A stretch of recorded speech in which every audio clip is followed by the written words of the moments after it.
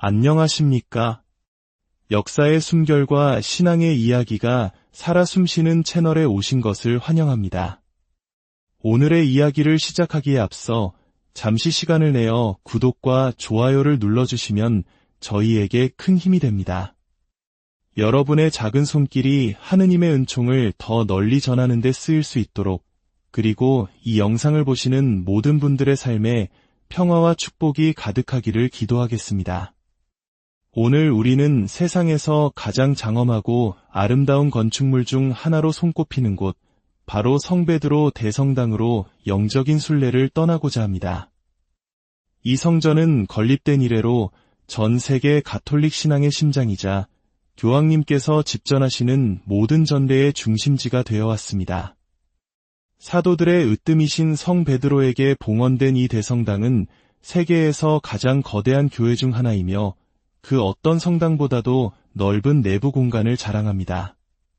하지만 이곳을 찾는 순례자들이 가장 먼저 마주하는 것은 수많은 군중을 마치 어머니의 품처럼 부드럽게 감싸 안는 거대한 광장입니다. 환대라는 단어야말로 우리가 성베드로 광장이라 부르는 이 공간 전체를 이해하는 핵심 열쇠일 것입니다. 2000년의 기독교 역사가 겹겹이 쌓여있는 이 장소에 접근할 때 우리는 압도적인 역사의 무게나 방어적인 건물의 위압감에 짓눌리는 것이 아니라 오히려 두 팔 벌려 환영받는 듯한 깊은 감동을 느끼게 됩니다. 성베드로 광장이 주는 가장 큰 선물은 바로 이 거대한 회랑입니다. 이 회랑은 마치 두 팔을 길게 뻗어 순례자들을 안으로 이끌고 그들을 하나의 공동체로 모아주는 듯한 형상을 하고 있습니다. 광장 중앙에 우뚝 솟은 오벨리스크를 중심으로 모인 우리들은 그 침묵의 증인을 통해 2000년 전의 아픈 역사 속으로 걸어 들어가게 됩니다. 사실 이 오벨리스크는 본래 교회를 위해 세워진 것이 아니었습니다. 원래는 성당 옆쪽에 치우쳐 있었으며 기독교 도시의 상징이 아닌 로마 황제의 권력을 상징하는 구조물이었습니다. 이것은 칼리굴라 황제가 지은 전차 경기장의 일부였고 그 경기장은 오늘날의 대성당 바로 옆에 위치해 있었습니다. 그리고 바로 그곳, 오늘날 침묵의 증인이라 불리는 오벨리스크의 그늘 아래에서 사도 베드로는 십자가에 거꾸로 매달려 순교했습니다. 우리는 그 침묵의 증인 주위에 모여 미치광이 네로 황제가 일으킨 대화제의 여파 속에서 베드로가 희생되었던 바로 그 순간을 기억합니다. 그러나 그의 순교 뒤편으로 우리는 성 베드로라는 한 알의 씨앗에서 자라난 모든 것을 봅니다. 저 장엄한 대성당과 미켈란젤로의 돔, 그리고 그 꼭대기에서 빛나는 영광스러운 구슬까지 말입니다. 대성당의 위치는 고대 로마의 성벽 바깥에 있다는 점에서 다소 독특하게 느껴질 수 있습니다. 하지만 여기에는 특별한 이유가 있습니다. 초기 교회들은 순교자들의 무덤 위에 세워졌는데 당시 로마법은 시신을 반드시 성벽 바깥에 묻도록 규정했기 때문입니다. 성 베드로의 무덤 또한 마찬가지였습니다. 그는 전차 경기장에서 처형당한 후 그저 땅에 파인 구덩이에 묻혔습니다. 극심한 박해 속에서 그의 동료들이 할 수 있었던 최선은 경기장에서 그의 시신을 수습하여 가장 가까운 조용한 곳으로 옮겨와 구덩이를 파고 묻은 뒤 흙과 벽돌 몇 조각으로 덮는 것뿐이었습니다. 하지만 이 이야기의 가장 놀라운 부분, 그리고 우리가 보는 이 모든 화려한 건축물이 피어나게 된 계기는 바로 이 순간이었습니다. 로마인들이 마침내 결정적인 실수를 저지른 순간 말입니다. 그들은 기독교인들을 완전히 짓밟고 그 존재를 지워버렸다고 생각했습니다.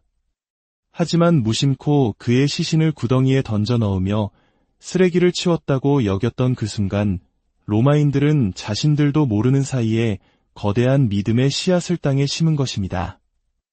우리가 성베드로 대성당을 바라볼 때마다 우리는 바로 그 씨앗이 어떻게 꽃을 피웠는지를 목격하게 됩니다.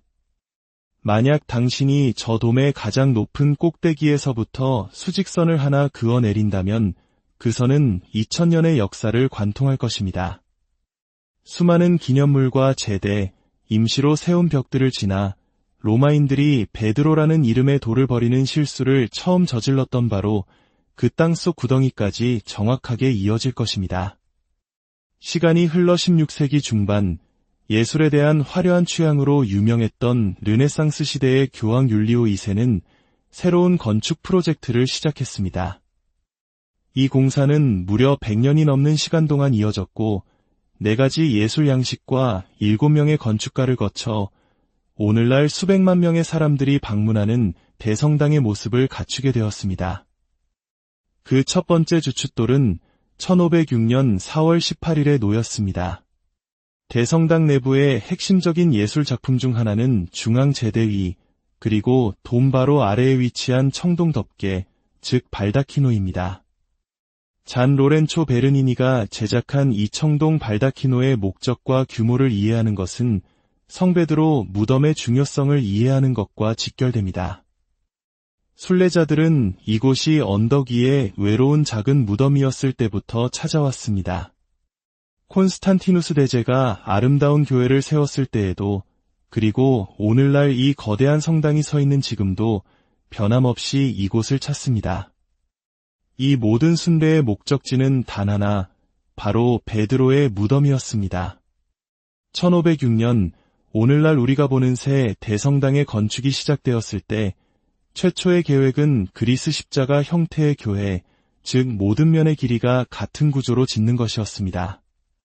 이는 자연스럽게 교회의 중심, 즉 베드로의 무덤이 있는 곳으로 시선을 집중시키기 위함이었습니다. 미켈란젤로가 완성한 장엄한 돔 역시 모든 이의 관심을 베드로의 무덤으로 향하게 하는 장치였습니다. 하지만 공사 과정에서 교회의 길이가 연장되면서 문제가 발생했습니다. 순례자들은 187m나 되는 긴 성당에 들어서서 도대체 베드로의 무덤은 어디에 있는 거지? 라며 방황하게 되었습니다. 심지어 정면에서는 미켈란젤로의 돔조차 보이지 않아 방향을 잡기 어려웠습니다. 바로 이때 불과 25살의 젊은 베르니니가 그의 첫 임무를 맡게 됩니다. 베드로의 무덤을 좀 더 눈에 띄게 만들 무언가를 해줄 수 있겠나? 베르니니는 이 요청에 응답하여 높이 29m, 무게 63톤에 달하는 거대한 청동 덮개를 만들었습니다. 청동이 부족했고 구조물을 세우는 것조차 어려웠습니다. 4년으로 예상됐던 프로젝트는 그의 인생에서 10년을 앗아갔습니다. 마침내 그가 건물 안에 3층짜리 청동 건물을 세운 것과 같은 이 작품을 공개했을 때 사람들은 비난을 쏟아냈습니다. 왜 저런 뒤틀린 기둥을 사용했는가? 그 뒤틀린 기둥들은 교회의 다른 부분들이 가진 그레코로만 양식의 건축과는 어울리지 않아 보였습니다. 하지만 사람들은 몰랐습니다. 베르니니의 청동 기둥은 사실 콘스탄티누스 대제가 기증하여 지금은 성당 발코니에 보존되어 있는 고대의 흰 대리석 기둥들을 거대하게 재현한 것이었습니다. 그것은 과거와의 깊은 연결고리였던 것입니다. 대성당의 또 다른 바로크 걸작은 성 베드로의 의자입니다. 양옆으로는 천사들과 구름이 성당 안으로 쏟아져 들어오는 듯한 형상을 하고 있습니다. 의자의 재단을 생각해보는 것은 흥미롭습니다. 베르니니는 미켈란젤로가 죽은 지 40년 후에 태어났습니다.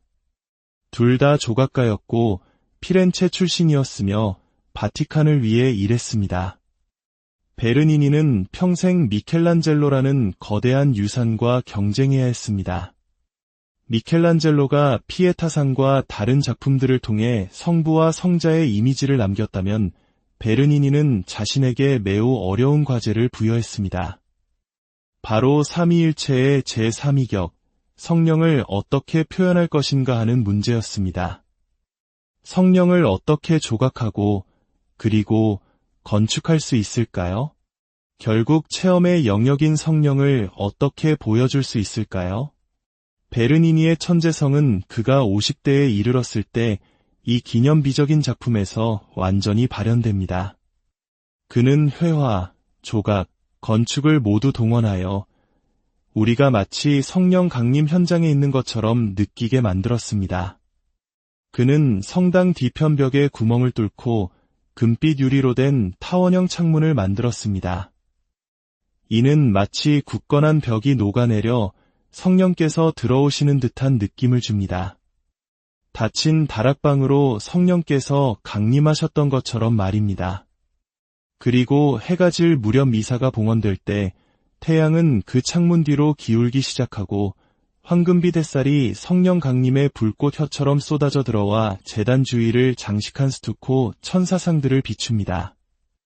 마치 하늘이 열리고 천사들이 쏟아져 내리는 듯한 광경이 펼쳐집니다.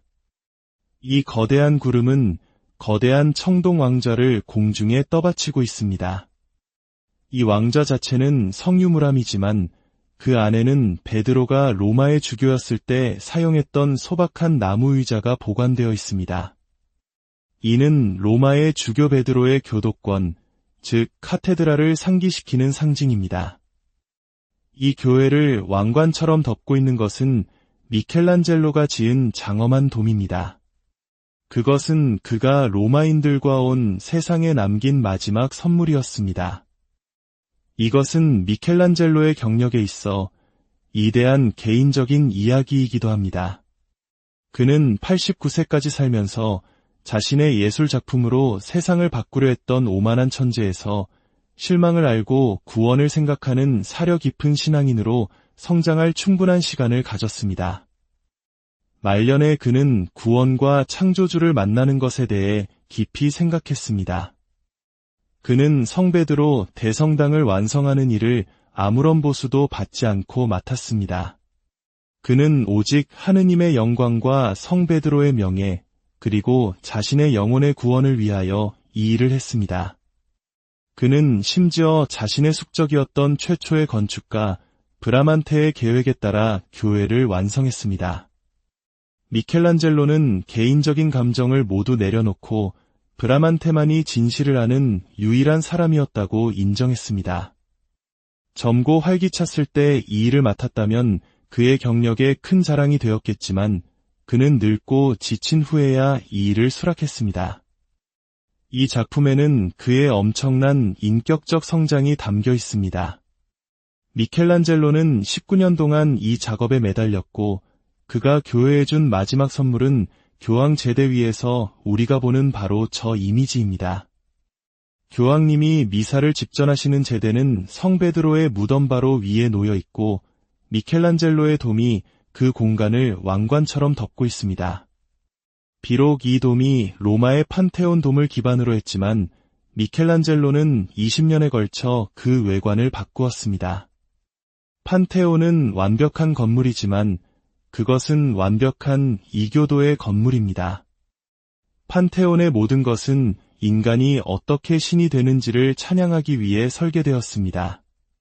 그러나 미켈란젤로는 돔의 무게를 재계산하여 드럼 위에 높이 들어 올리고 그 기초 주위에 수많은 창문을 냈습니다. 이 창문들을 통해 들어오는 수평의 빗줄기는 돔을 제단과 분리시켜 마치 돔이 공중에 떠 있는 것처럼 보이게 합니다. 이는 인간이 마음대로 하늘과 땅을 합치는 것이 아니라 하늘이 스스로 베드로 무덤의 영원한 수호자로서 그 위를 맴돌기로 선택했음을 상징합니다. 여러 면에서 이것이야말로 미켈란젤로의 가장 위대한 선물이었습니다. 우리가 교황님께서 어부 베드로의 발자취를 따라 그곳에 서서 머리 위로 하늘의 돔을 이고 미사를 집전하시는 모습을 볼 때 우리는 왜 그분을 폰티펙스 막시무스, 즉 하늘과 땅을 잇는 위대한 달이라고 부르는지 깨닫게 됩니다. 교황님은 이 교회와 아주 긴밀하게 연결되어 있습니다.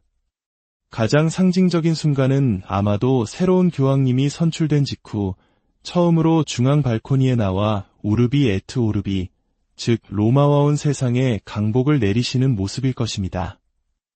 온 가족과도 같은 신자들이 아래에 모여 이제 누가 우리를 이끌어 줄 것인지 고개를 들어 바라봅니다. 교황님은 예수님과 사도들의 조각상과 일직선상에 서 계십니다. 단, 베드로와 바오로는 제외하고 말입니다. 베드로와 바오로는 군중 속에 우리와 더 가까운 광장 자체에 서 있습니다. 로마의 수호성인으로서 우리 곁에 우리와 함께 있는 것입니다. 그리고 회랑을 따라서는 모든 시대의 위대한 성인들이 늘어서 있습니다. 아프리카, 아시아, 아메리카, 유럽 출신의 남성과 여성이 있고 순교자와 증거자가 있으며 평신도와 수도자가 있습니다. 누구라도 저 회랑을 올려다보며 자신의 삶의 경험을 나눌 수 있는 누군가를 찾을 수 있습니다. 이는 장엄한 공동체 의식을 느끼게 합니다. 모든 사람들이 그리스도를 정점으로 하여 위대한 성인들의 공동체와 성 베드로의 265번째 후계자인 교황님과 함께 하나로 모이는 이 경험은 진실로 놀라운 설계이자 살아있는 신앙의 증거입니다. 이 거대한 성전이 들려주는 이야기는 한 사람의 비참한 죽음이 어떻게 전 세계를 아우르는 희망의 상징이 되었는가에 대한 것입니다. 그리고 그것은 또한 우리 각자의 삶이라는 작은 땅 속에 심겨진 믿음의 씨앗 역시 언젠가는 하느님의 영광을 드러내는 아름다운 꽃으로 피어날 수 있다는 희망의 메시지입니다. 주님의 평화가 여러분과 항상 안녕하십니까? 역사의 숨결과 신앙의 이야기가 살아 숨쉬는 채널에 오신 것을 환영합니다. 오늘의 이야기를 시작하기에 앞서 잠시 시간을 내어 구독과 좋아요를 눌러주시면 저희에게 큰 힘이 됩니다. 여러분의 작은 손길이 하느님의 은총을 더 널리 전하는 데 쓰일 수 있도록, 그리고 이 영상을 보시는 모든 분들의 삶에 평화와 축복이 가득하기를 기도하겠습니다. 오늘 우리는 세상에서 가장 장엄하고 아름다운 건축물 중 하나로 손꼽히는 곳, 바로 성 베드로 대성당으로 영적인 순례를 떠나고자 합니다. 이 성전은 건립된 이래로 전 세계 가톨릭 신앙의 심장이자 교황님께서 집전하시는 모든 전례의 중심지가 되어 왔습니다. 사도들의 으뜸이신 성 베드로에게 봉헌된 이 대성당은 세계에서 가장 거대한 교회 중 하나이며 그 어떤 성당보다도 넓은 내부 공간을 자랑합니다. 하지만 이곳을 찾는 순례자들이 가장 먼저 마주하는 것은 수많은 군중을 마치 어머니의 품처럼 부드럽게 감싸 안는 거대한 광장입니다. 환대라는 단어야말로 우리가 성 베드로 광장이라 부르는 이 공간 전체를 이해하는 핵심 열쇠일 것입니다. 2000년의 기독교 역사가 겹겹이 쌓여있는 이 장소에 접근할 때 우리는 압도적인 역사의 무게나 방어적인 건물의 위압감에 짓눌리는 것이 아니라 오히려 두 팔 벌려 환영받는 듯한 깊은 감동을 느끼게 됩니다. 성 베드로 광장이 주는 가장 큰 선물은 바로 이 거대한 회랑입니다. 이 회랑은 마치 두 팔을 길게 뻗어 순례자들을 안으로 이끌고 그들을 하나의 공동체로 모아주는 듯한 형상을 하고 있습니다. 광장 중앙에 우뚝 솟은 오벨리스크를 중심으로 모인 우리들은 그 침묵의 증인을 통해 2000년 전의 아픈 역사 속으로 걸어 들어가게 됩니다. 사실 이 오벨리스크는 본래 교회를 위해 세워진 것이 아니었습니다. 원래는 성당 옆쪽에 치우쳐 있었으며 기독교 도시의 상징이 아닌 로마 황제의 권력을 상징하는 구조물이었습니다. 이것은 칼리굴라 황제가 지은 전차 경기장의 일부였고 그 경기장은 오늘날의 대성당 바로 옆에 위치해 있었습니다. 그리고 바로 그곳, 오늘날 침묵의 증인이라 불리는 오벨리스크의 그늘 아래에서 사도 베드로는 십자가에 거꾸로 매달려 순교했습니다. 우리는 그 침묵의 증인 주위에 모여 미치광이 네로 황제가 일으킨 대화제의 여파 속에서 베드로가 희생되었던 바로 그 순간을 기억합니다. 그러나 그의 순교 뒤편으로 우리는 성 베드로라는 한 알의 씨앗에서 자라난 모든 것을 봅니다.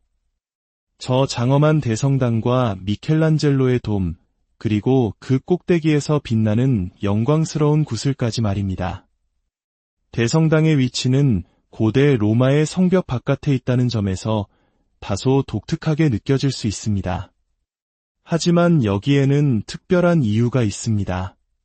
초기 교회들은 순교자들의 무덤 위에 세워졌는데 당시 로마법은 시신을 반드시 성벽 바깥에 묻도록 규정했기 때문입니다.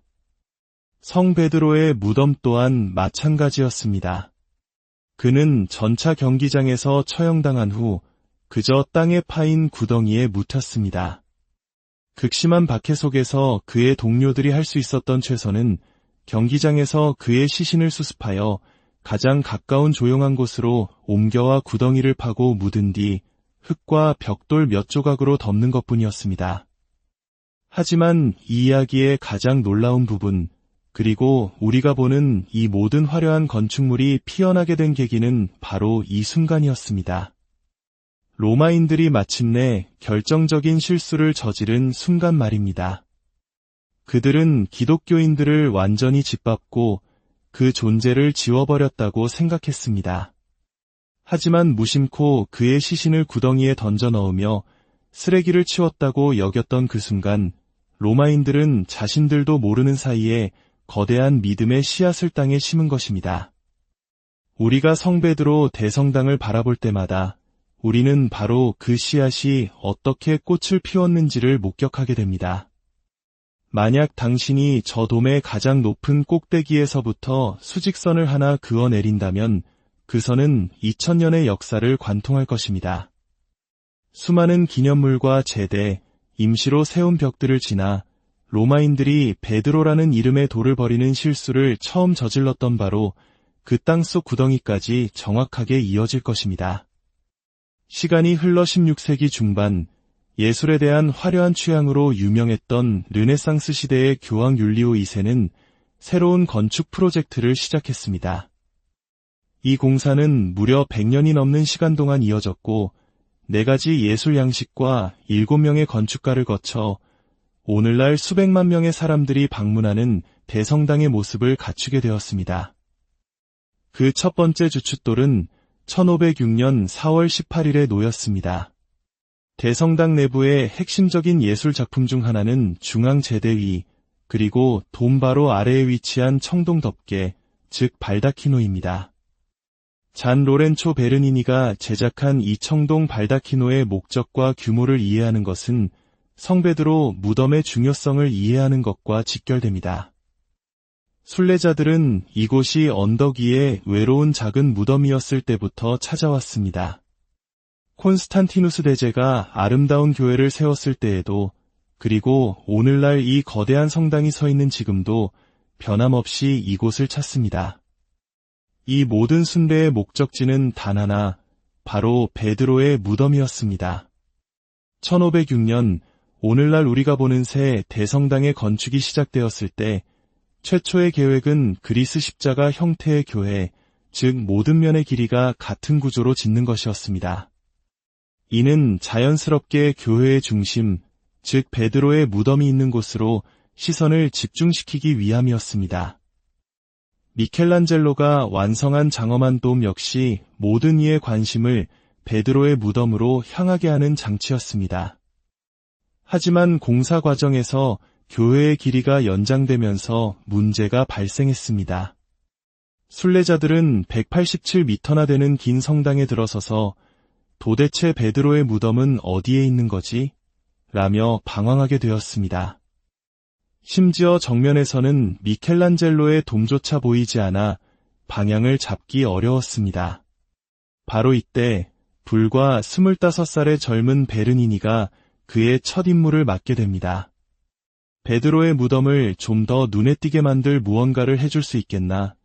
베르니니는 이 요청에 응답하여 높이 29m, 무게 63톤에 달하는 거대한 청동 덮개를 만들었습니다.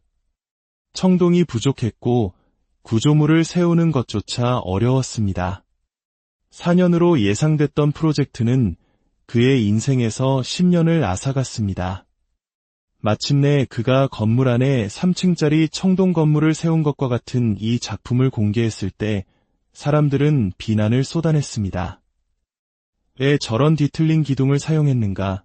그 뒤틀린 기둥들은 교회의 다른 부분들이 가진 그레코로만 양식의 건축과는 어울리지 않아 보였습니다. 하지만 사람들은 몰랐습니다. 베르니니의 청동기둥은 사실 콘스탄티누스 대제가 기증하여 지금은 성당 발코니에 보존되어 있는 고대의 흰 대리석 기둥들을 거대하게 재현한 것이었습니다. 그것은 과거와의 깊은 연결고리였던 것입니다. 대성당의 또 다른 바로크 걸작은 성 베드로의 의자입니다. 양옆으로는 천사들과 구름이 성당 안으로 쏟아져 들어오는 듯한 형상을 하고 있습니다. 의자의 재단을 생각해보는 것은 흥미롭습니다. 베르니니는 미켈란젤로가 죽은 지 40년 후에 태어났습니다.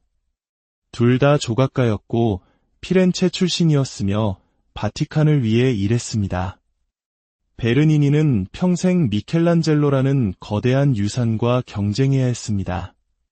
미켈란젤로가 피에타상과 다른 작품들을 통해 성부와 성자의 이미지를 남겼다면 베르니니는 자신에게 매우 어려운 과제를 부여했습니다. 바로 삼위일체의 제3위격, 성령을 어떻게 표현할 것인가 하는 문제였습니다. 성령을 어떻게 조각하고 그리고 건축할 수 있을까요? 결국 체험의 영역인 성령을 어떻게 보여줄 수 있을까요?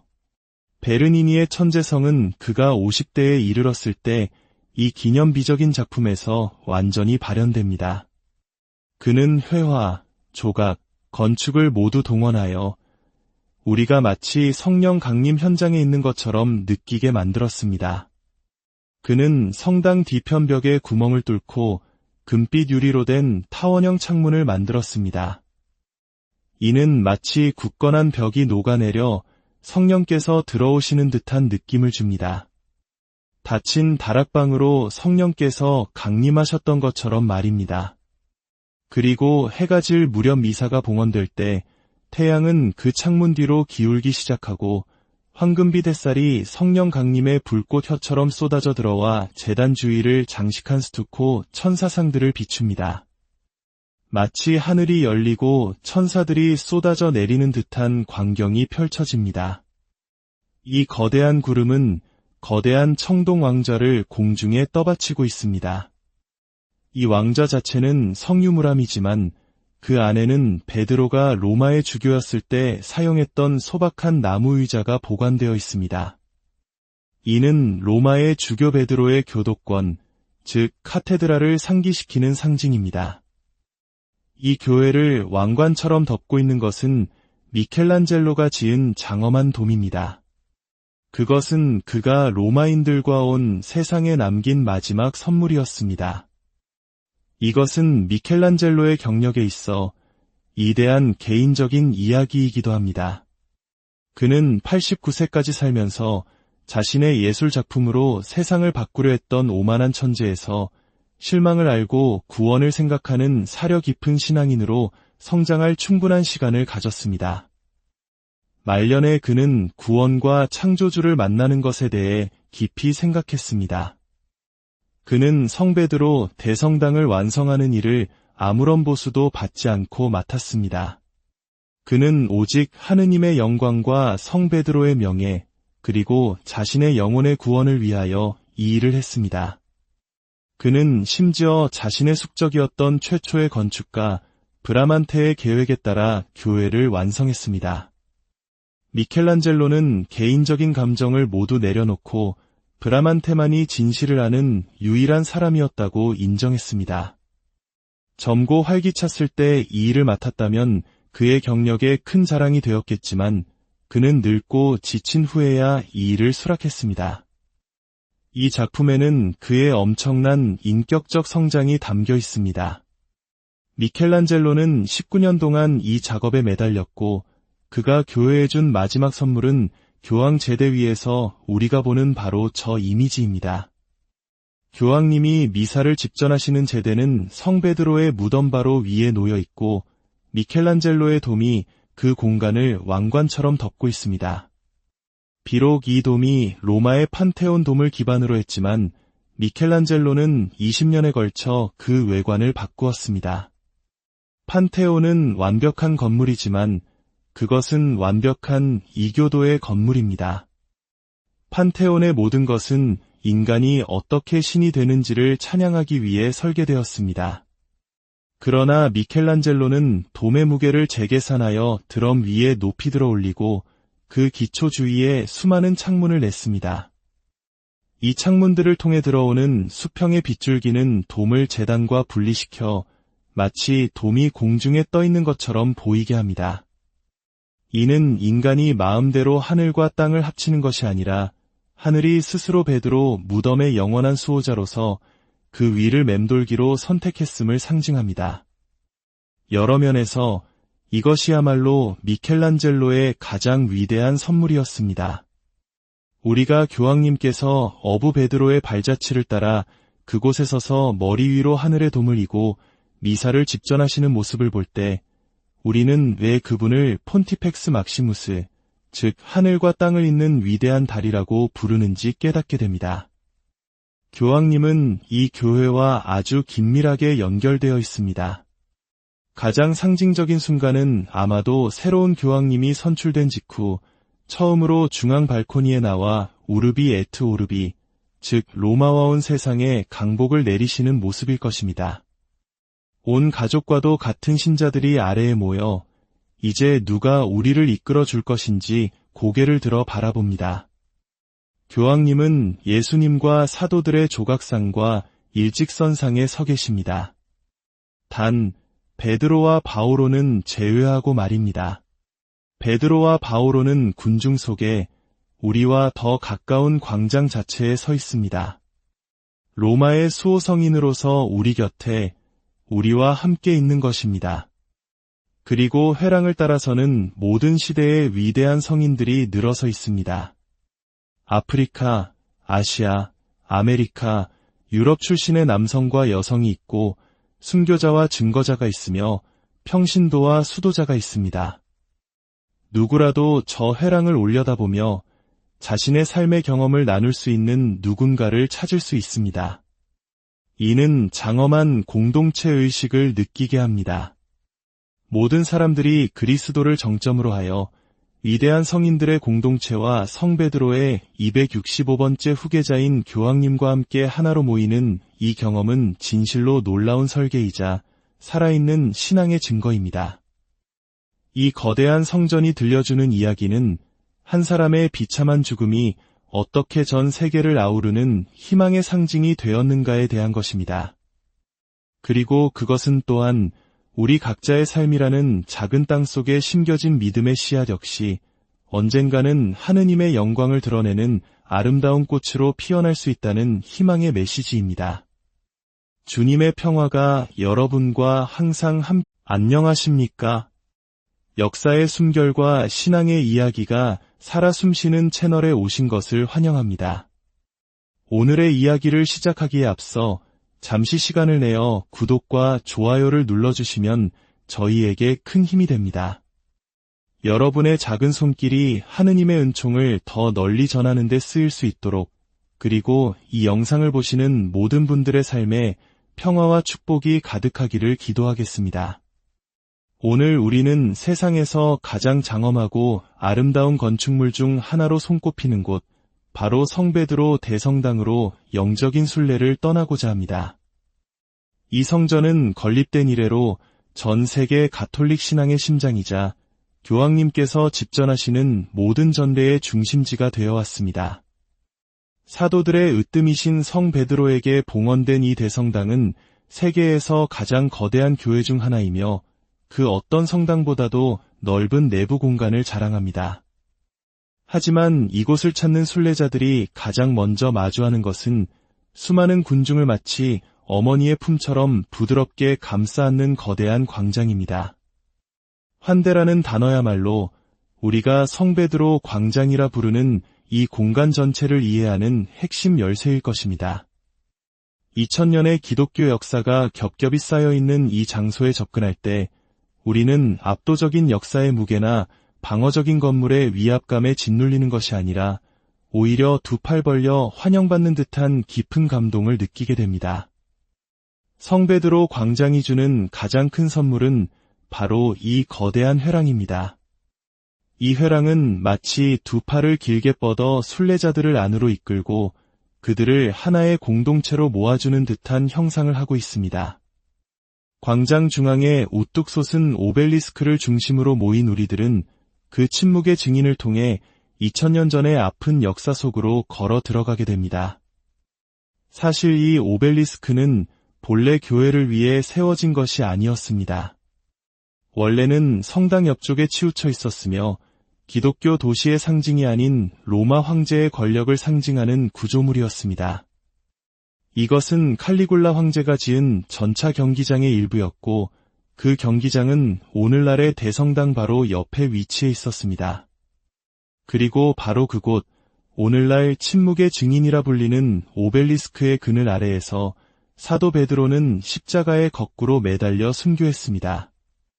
우리는 그 침묵의 증인 주위에 모여 미치광이 네로 황제가 일으킨 대화제의 여파 속에서 베드로가 희생되었던 바로 그 순간을 기억합니다. 그러나 그의 순교 뒤편으로 우리는 성 베드로라는 한 알의 씨앗에서 자라난 모든 것을 봅니다. 저 장엄한 대성당과 미켈란젤로의 돔, 그리고 그 꼭대기에서 빛나는 영광스러운 구슬까지 말입니다. 대성당의 위치는 고대 로마의 성벽 바깥에 있다는 점에서 다소 독특하게 느껴질 수 있습니다. 하지만 여기에는 특별한 이유가 있습니다. 초기 교회들은 순교자들의 무덤 위에 세워졌는데 당시 로마법은 시신을 반드시 성벽 바깥에 묻도록 규정했기 때문입니다. 성 베드로의 무덤 또한 마찬가지였습니다. 그는 전차 경기장에서 처형당한 후 그저 땅에 파인 구덩이에 묻혔습니다. 극심한 박해 속에서 그의 동료들이 할 수 있었던 최선은 경기장에서 그의 시신을 수습하여 가장 가까운 조용한 곳으로 옮겨와 구덩이를 파고 묻은 뒤 흙과 벽돌 몇 조각으로 덮는 것뿐이었습니다.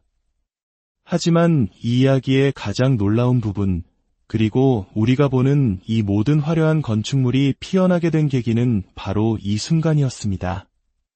로마인들이 마침내 결정적인 실수를 저지른 순간 말입니다. 그들은 기독교인들을 완전히 짓밟고 그 존재를 지워버렸다고 생각했습니다. 하지만 무심코 그의 시신을 구덩이에 던져 넣으며 쓰레기를 치웠다고 여겼던 그 순간 로마인들은 자신들도 모르는 사이에 거대한 믿음의 씨앗을 땅에 심은 것입니다. 우리가 성 베드로 대성당을 바라볼 때마다 우리는 바로 그 씨앗이 어떻게 꽃을 피웠는지를 목격하게 됩니다. 만약 당신이 저 돔의 가장 높은 꼭대기에서부터 수직선을 하나 그어 내린다면 그 선은 2000년의 역사를 관통할 것입니다. 수많은 기념물과 제대, 임시로 세운 벽들을 지나 로마인들이 베드로라는 이름의 돌을 버리는 실수를 처음 저질렀던 바로 그 땅속 구덩이까지 정확하게 이어질 것입니다. 시간이 흘러 16세기 중반, 예술에 대한 화려한 취향으로 유명했던 르네상스 시대의 교황 율리오 2세는 새로운 건축 프로젝트를 시작했습니다. 이 공사는 무려 100년이 넘는 시간 동안 이어졌고 4가지 예술 양식과 7명의 건축가를 거쳐 오늘날 수백만 명의 사람들이 방문하는 대성당의 모습을 갖추게 되었습니다. 그 첫 번째 주춧돌은 1506년 4월 18일에 놓였습니다. 대성당 내부의 핵심적인 예술 작품 중 하나는 중앙 제대 위, 그리고 돔 바로 아래에 위치한 청동 덮개, 즉 발다키노입니다. 잔 로렌초 베르니니가 제작한 이 청동 발다키노의 목적과 규모를 이해하는 것은 성 베드로 무덤의 중요성을 이해하는 것과 직결됩니다. 순례자들은 이곳이 언덕 위에 외로운 작은 무덤이었을 때부터 찾아왔습니다. 콘스탄티누스 대제가 아름다운 교회를 세웠을 때에도, 그리고 오늘날 이 거대한 성당이 서 있는 지금도 변함없이 이곳을 찾습니다. 이 모든 순례의 목적지는 단 하나, 바로 베드로의 무덤이었습니다. 1506년, 오늘날 우리가 보는 새 대성당의 건축이 시작되었을 때 최초의 계획은 그리스 십자가 형태의 교회, 즉 모든 면의 길이가 같은 구조로 짓는 것이었습니다. 이는 자연스럽게 교회의 중심, 즉 베드로의 무덤이 있는 곳으로 시선을 집중시키기 위함이었습니다. 미켈란젤로가 완성한 장엄한 돔 역시 모든 이의 관심을 베드로의 무덤으로 향하게 하는 장치였습니다. 하지만 공사 과정에서 교회의 길이가 연장되면서 문제가 발생했습니다. 순례자들은 187m나 되는 긴 성당에 들어서서 도대체 베드로의 무덤은 어디에 있는 거지? 라며 방황하게 되었습니다. 심지어 정면에서는 미켈란젤로의 돔조차 보이지 않아 방향을 잡기 어려웠습니다. 바로 이때 불과 25살의 젊은 베르니니가 그의 첫 임무를 맡게 됩니다. 베드로의 무덤을 좀 더 눈에 띄게 만들 무언가를 해줄 수 있겠나? 베르니니는 이 요청에 응답하여 높이 29m, 무게 63톤에 달하는 거대한 청동 덮개를 만들었습니다. 청동이 부족했고 구조물을 세우는 것조차 어려웠습니다. 4년으로 예상됐던 프로젝트는 그의 인생에서 10년을 앗아갔습니다. 마침내 그가 건물 안에 3층짜리 청동 건물을 세운 것과 같은 이 작품을 공개했을 때 사람들은 비난을 쏟아냈습니다. 왜 저런 뒤틀린 기둥을 사용했는가? 그 뒤틀린 기둥들은 교회의 다른 부분들이 가진 그레코로만 양식의 건축과는 어울리지 않아 보였습니다. 하지만 사람들은 몰랐습니다. 베르니니의 청동 기둥은 사실 콘스탄티누스 대제가 기증하여 지금은 성당 발코니에 보존되어 있는 고대의 흰 대리석 기둥들을 거대하게 재현한 것이었습니다. 그것은 과거와의 깊은 연결고리였던 것입니다. 대성당의 또 다른 바로크 걸작은 성 베드로의 의자입니다. 양옆으로는 천사들과 구름이 성당 안으로 쏟아져 들어오는 듯한 형상을 하고 있습니다. 의자의 재단을 생각해보는 것은 흥미롭습니다. 베르니니는 미켈란젤로가 죽은 지 40년 후에 태어났습니다. 둘 다 조각가였고 피렌체 출신이었으며 바티칸을 위해 일했습니다. 베르니니는 평생 미켈란젤로라는 거대한 유산과 경쟁해야 했습니다. 미켈란젤로가 피에타상과 다른 작품들을 통해 성부와 성자의 이미지를 남겼다면 베르니니는 자신에게 매우 어려운 과제를 부여했습니다. 바로 삼위일체의 제3위격, 성령을 어떻게 표현할 것인가 하는 문제였습니다. 성령을 어떻게 조각하고 그리고 건축할 수 있을까요? 결국 체험의 영역인 성령을 어떻게 보여줄 수 있을까요? 베르니니의 천재성은 그가 50대에 이르렀을 때 이 기념비적인 작품에서 완전히 발현됩니다. 그는 회화, 조각, 건축을 모두 동원하여 우리가 마치 성령 강림 현장에 있는 것처럼 느끼게 만들었습니다. 그는 성당 뒤편 벽에 구멍을 뚫고 금빛 유리로 된 타원형 창문을 만들었습니다. 이는 마치 굳건한 벽이 녹아내려 성령께서 들어오시는 듯한 느낌을 줍니다. 닫힌 다락방으로 성령께서 강림하셨던 것처럼 말입니다.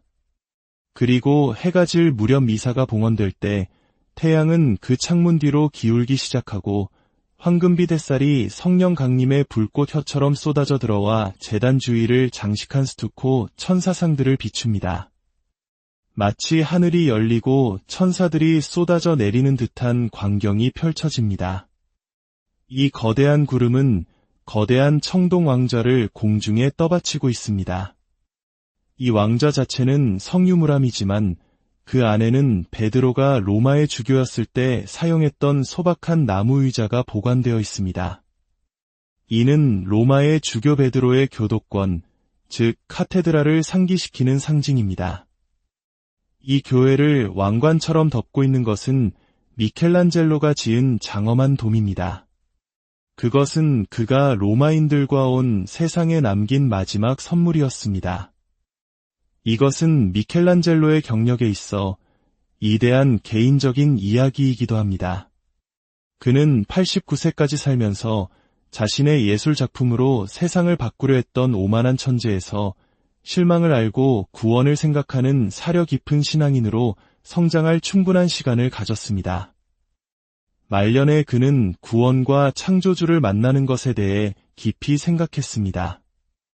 그는 성베드로 대성당을 완성하는 일을 아무런 보수도 받지 않고 맡았습니다. 그는 오직 하느님의 영광과 성베드로의 명예, 그리고 자신의 영혼의 구원을 위하여 이 일을 했습니다. 그는 심지어 자신의 숙적이었던 최초의 건축가 브라만테의 계획에 따라 교회를 완성했습니다. 미켈란젤로는 개인적인 감정을 모두 내려놓고 브라만테만이 진실을 아는 유일한 사람이었다고 인정했습니다. 젊고 활기찼을 때 이 일을 맡았다면 그의 경력에 큰 자랑이 되었겠지만 그는 늙고 지친 후에야 이 일을 수락했습니다. 이 작품에는 그의 엄청난 인격적 성장이 담겨 있습니다. 미켈란젤로는 19년 동안 이 작업에 매달렸고 그가 교회에 준 마지막 선물은 교황 제대 위에서 우리가 보는 바로 저 이미지입니다. 교황님이 미사를 집전하시는 제대는 성베드로의 무덤 바로 위에 놓여 있고 미켈란젤로의 돔이 그 공간을 왕관처럼 덮고 있습니다. 비록 이 돔이 로마의 판테온 돔을 기반으로 했지만 미켈란젤로는 20년에 걸쳐 그 외관을 바꾸었습니다. 판테온은 완벽한 건물이지만 그것은 완벽한 이교도의 건물입니다. 판테온의 모든 것은 인간이 어떻게 신이 되는지를 찬양하기 위해 설계되었습니다. 그러나 미켈란젤로는 돔의 무게를 재계산하여 드럼 위에 높이 들어 올리고 그 기초 주위에 수많은 창문을 냈습니다. 이 창문들을 통해 들어오는 수평의 빗줄기는 돔을 재단과 분리시켜 마치 돔이 공중에 떠 있는 것처럼 보이게 합니다. 이는 인간이 마음대로 하늘과 땅을 합치는 것이 아니라 하늘이 스스로 베드로 무덤의 영원한 수호자로서 그 위를 맴돌기로 선택했음을 상징합니다. 여러 면에서 이것이야말로 미켈란젤로의 가장 위대한 선물이었습니다. 우리가 교황님께서 어부 베드로의 발자취를 따라 그곳에 서서 머리 위로 하늘의 돔을 이고 미사를 집전하시는 모습을 볼 때 우리는 왜 그분을 폰티펙스 막시무스, 즉 하늘과 땅을 잇는 위대한 달이라고 부르는지 깨닫게 됩니다.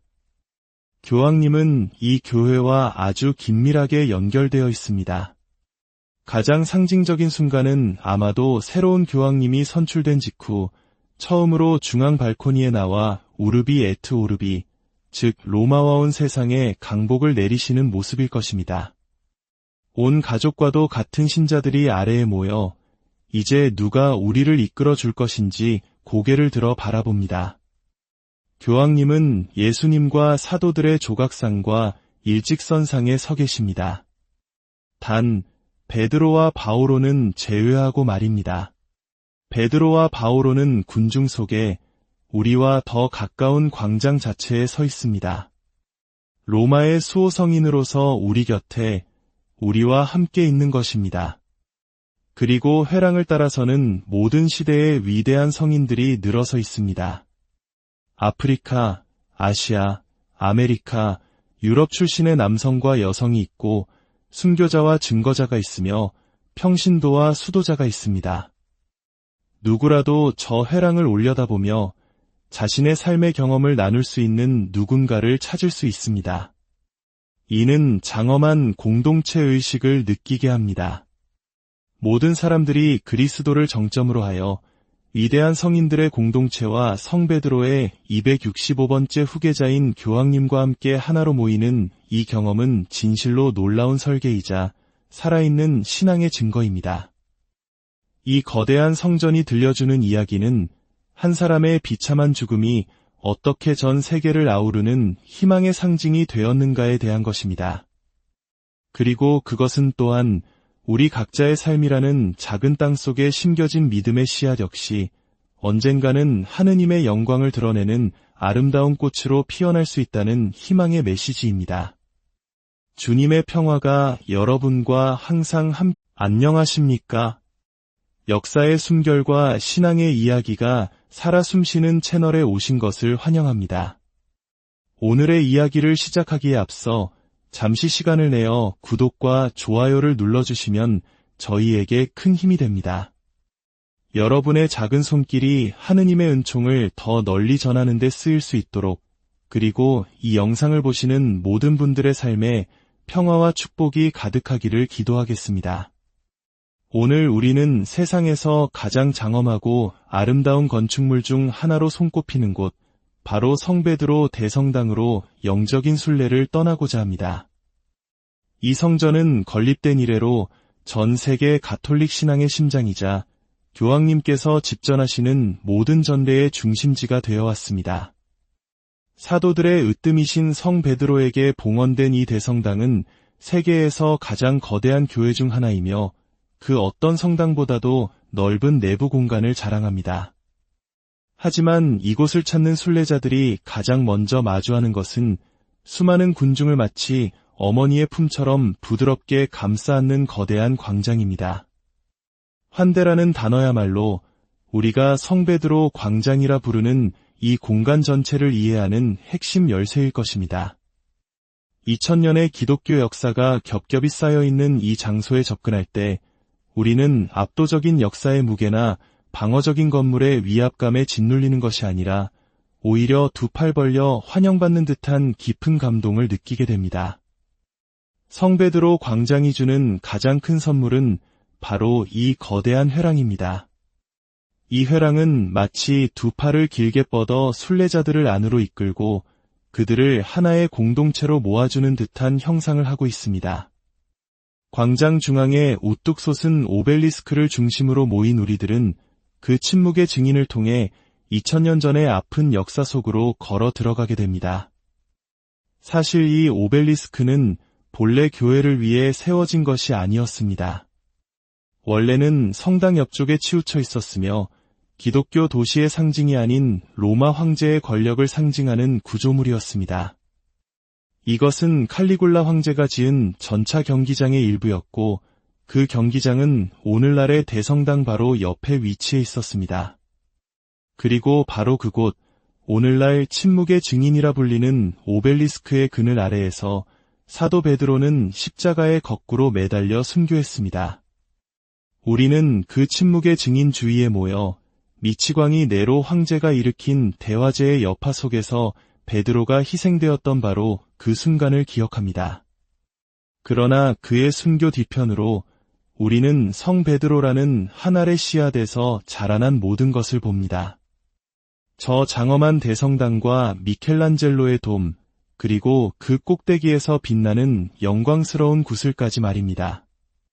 대성당의 위치는 고대 로마의 성벽 바깥에 있다는 점에서 다소 독특하게 느껴질 수 있습니다. 하지만 여기에는 특별한 이유가 있습니다. 초기 교회들은 순교자들의 무덤 위에 세워졌는데 당시 로마법은 시신을 반드시 성벽 바깥에 묻도록 규정했기 때문입니다. 성 베드로의 무덤 또한 마찬가지였습니다. 그는 전차 경기장에서 처형당한 후 그저 땅에 파인 구덩이에 묻혔습니다. 극심한 박해 속에서 그의 동료들이 할 수 있었던 최선은 경기장에서 그의 시신을 수습하여 가장 가까운 조용한 곳으로 옮겨와 구덩이를 파고 묻은 뒤 흙과 벽돌 몇 조각으로 덮는 것뿐이었습니다. 하지만 이 이야기의 가장 놀라운 부분, 그리고 우리가 보는 이 모든 화려한 건축물이 피어나게 된 계기는 바로 이 순간이었습니다. 로마인들이 마침내 결정적인 실수를 저지른 순간 말입니다. 그들은 기독교인들을 완전히 짓밟고 그 존재를 지워버렸다고 생각했습니다. 하지만 무심코 그의 시신을 구덩이에 던져 넣으며 쓰레기를 치웠다고 여겼던 그 순간 로마인들은 자신들도 모르는 사이에 거대한 믿음의 씨앗을 땅에 심은 것입니다. 우리가 성 베드로 대성당을 바라볼 때마다 우리는 바로 그 씨앗이 어떻게 꽃을 피웠는지를 목격하게 됩니다. 만약 당신이 저 돔의 가장 높은 꼭대기에서부터 수직선을 하나 그어 내린다면 그 선은 2000년의 역사를 관통할 것입니다. 수많은 기념물과 제대, 임시로 세운 벽들을 지나 로마인들이 베드로라는 이름의 돌을 버리는 실수를 처음 저질렀던 바로 그 땅속 구덩이까지 정확하게 이어질 것입니다. 시간이 흘러 16세기 중반, 예술에 대한 화려한 취향으로 유명했던 르네상스 시대의 교황 율리오 2세는 새로운 건축 프로젝트를 시작했습니다. 이 공사는 무려 100년이 넘는 시간 동안 이어졌고 4가지 예술 양식과 7명의 건축가를 거쳐 오늘날 수백만 명의 사람들이 방문하는 대성당의 모습을 갖추게 되었습니다. 그 첫 번째 주춧돌은 1506년 4월 18일에 놓였습니다. 대성당 내부의 핵심적인 예술 작품 중 하나는 중앙 제대 그리고 돔 바로 아래에 위치한 청동 덮개, 즉 발다키노입니다.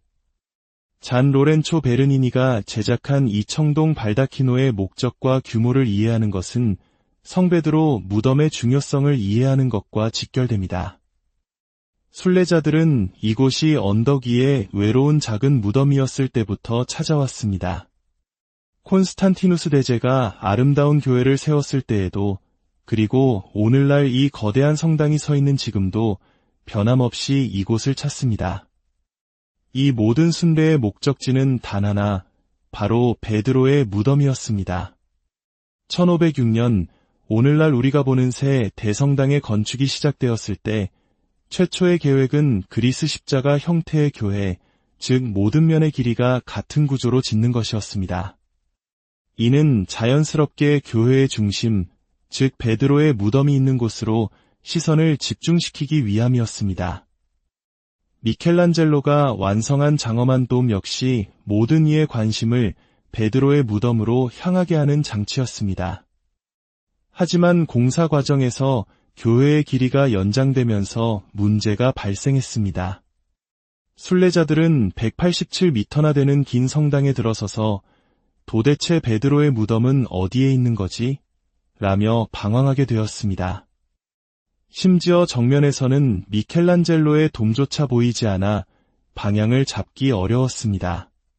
바로 이때 불과 25살의 젊은 베르니니가 그의 첫 임무를 맡게 됩니다. 베드로의 무덤을 좀 더 눈에 띄게 만들 무언가를 해줄 수 있겠나? 베르니니는 이 요청에 응답하여 높이 29m, 무게 63톤에 달하는 거대한 청동 덮개를 만들었습니다. 청동이 부족했고 구조물을 세우는 것조차 어려웠습니다. 4년으로 예상됐던 프로젝트는 그의 인생에서 10년을 앗아갔습니다. 마침내 그가 건물 안에 3층짜리 청동 건물을 세운 것과 같은 이 작품을 공개했을 때 사람들은 비난을 쏟아냈습니다. 왜 저런 뒤틀린 기둥을 사용했는가? 그 뒤틀린 기둥들은 교회의 다른 부분들이 가진 그레코로만 양식의 건축과는 어울리지 않아 보였습니다. 하지만 사람들은 몰랐습니다. 베르니니의 청동 기둥은 사실 콘스탄티누스 대제가 기증하여 지금은 성당 발코니에 보존되어 있는 고대의 흰 대리석 기둥들을 거대하게 재현한 것이었습니다. 그것은 과거와의 깊은 연결고리였던 것입니다. 대성당의 또 다른 바로크 걸작은 성 베드로의 의자입니다. 양옆으로는 천사들과 구름이 성당 안으로 쏟아져 들어오는 듯한 형상을 하고 있습니다. 의자의 재단을 생각해보는 것은 흥미롭습니다. 베르니니는 미켈란젤로가 죽은 지 40년 후에 태어났습니다. 둘 다 조각가였고 피렌체 출신이었으며 바티칸을 위해 일했습니다. 베르니니는 평생 미켈란젤로라는 거대한 유산과 경쟁해야 했습니다. 미켈란젤로가 피에타상과 다른 작품들을 통해 성부와 성자의 이미지를 남겼다면 베르니니는 자신에게 매우 어려운 과제를 부여했습니다. 바로 삼위일체의 제3위격, 성령을 어떻게 표현할 것인가 하는 문제였습니다. 성령을 어떻게 조각하고 그리고 건축할 수 있을까요? 결국 체험의 영역인 성령을 어떻게 보여줄 수 있을까요? 베르니니의 천재성은 그가 50대에 이르렀을 때 이 기념비적인 작품에서 완전히 발현됩니다. 그는 회화, 조각, 건축을 모두 동원하여 우리가 마치 성령 강림 현장에 있는 것처럼 느끼게 만들었습니다. 그는 성당 뒤편벽에 구멍을 뚫고 금빛 유리로 된 타원형 창문을 만들었습니다. 이는 마치 굳건한 벽이 녹아내려 성령께서 들어오시는 듯한 느낌을 줍니다. 닫힌 다락방으로 성령께서 강림하셨던 것처럼 말입니다. 그리고 해가 질 무렵 미사가 봉헌될 때 태양은 그 창문 뒤로 기울기 시작하고 황금빛 햇살이 성령 강림의 불꽃 혀처럼 쏟아져 들어와 제단 주위를 장식한 스투코